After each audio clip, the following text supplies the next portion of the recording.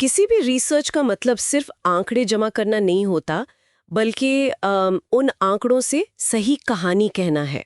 हाँ। और कहानी कहने के लिए सही जुबान, मतलब सही सांख्यिकीय उपकरण, स्टैटिस्टिकल टूल्स चुनना सबसे अहम है। बिल्कुल। आज हमारे पास जो स्रोत हैं, उनके आधार पर हम इसी पर थोड़ी गहराई से बात करेंगे कि अपने शोध के लिए सही तरीके कैसे चुने, ताकि नतीजे आप जानते हैं भरोसेमंद हो। हाँ, और ये सिर्फ एक टेक्निकल डिसीजन नहीं है, ये एक स्ट्रेटेजिक, एक रणनीतिक निर्णय भी है। अच्छा। इससे ये पक्का होता है कि जो नतीजे मिल रहे हैं वो वैलिड हों और वाकई कुछ मायने रखते हों, सार्थक हों। तो चलिए इसे खोलते हैं। सबसे पहला कदम शायद यही है कि अपने शोध के सवालों को, रिसर्च क्वेश्चंस को ठीक से समझें। हाँ। क्या हम अलग अलग समूहों की तुलना कर रहे हैं? जैसे मान लीजिए 2 छात्र समूहों के अंकों की तुलना करनी है। क्या लड़कों और लड़कियों के अंकों में फर्क है? तो शायद इसके लिए वो टी टेस्ट जैसा कुछ काम आएगा। हाँ, 2 समूहों की औसत की तुलना के लिए टी टेस्ट सही है। या फिर क्या हम वेरिएबल्स के बीच कोई रिश्ता, कोई पैटर्न ढूंढ रहे हैं? जैसे क्या ज्यादा पढ़ाई करने से वाकई ज्यादा नंबर आते हैं? सही। तो यहाँ शायद कोरिलेशन या रिग्रेशन विश्लेषण ज्यादा ठीक रहेगा। बिल्कुल।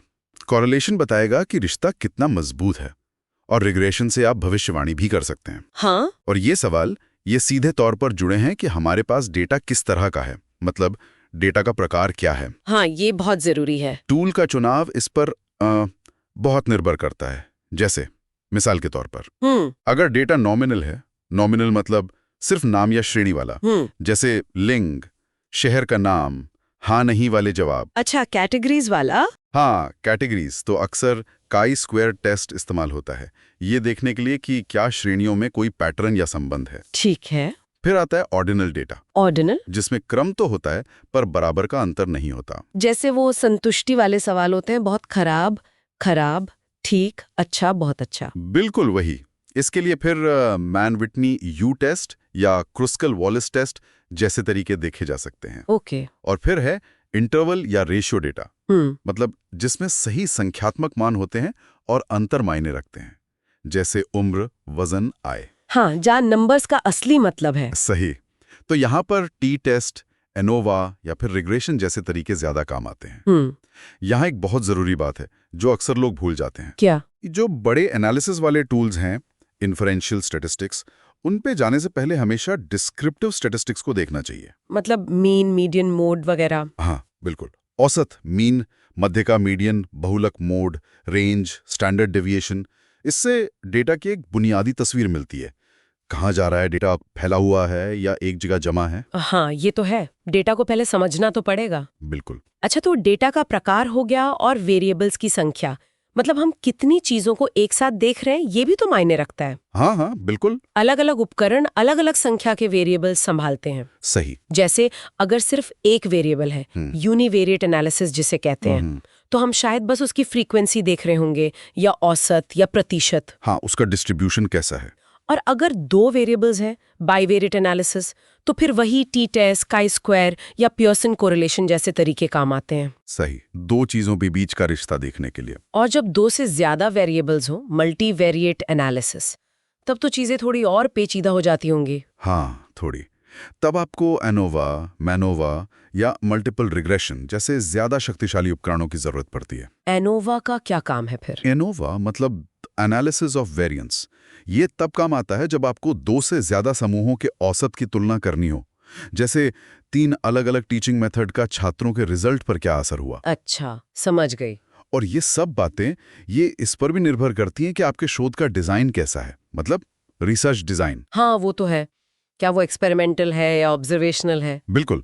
अगर नियंत्रित प्रयोग है, एक्सपेरिमेंटल डिजाइन, जहां आप किसी चीज का प्रभाव देख रहे हैं, तो अक्सर एनोवा, टी टेस्ट या रिग्रेशन इस्तेमाल होते हैं। लेकिन अगर वो सर्वे आधारित स्टडी है या ऑब्जर्वेशनल स्टडी है, जहां आप चीजों को बस वैसे ही देख रहे हैं, बिना किसी दखल के। हाँ, बिना किसी दखल के, तो वहां शायद डिस्क्रिप्टिव स्टैट्स, कोरिलेशन या लॉजिस्टिक रिग्रेशन जैसे तरीके ज्यादा काम आएंगे, क्योंकि आप मौजूदा पैटर्न या संबंधों को समझने की कोशिश कर रहे होते हैं। सही है।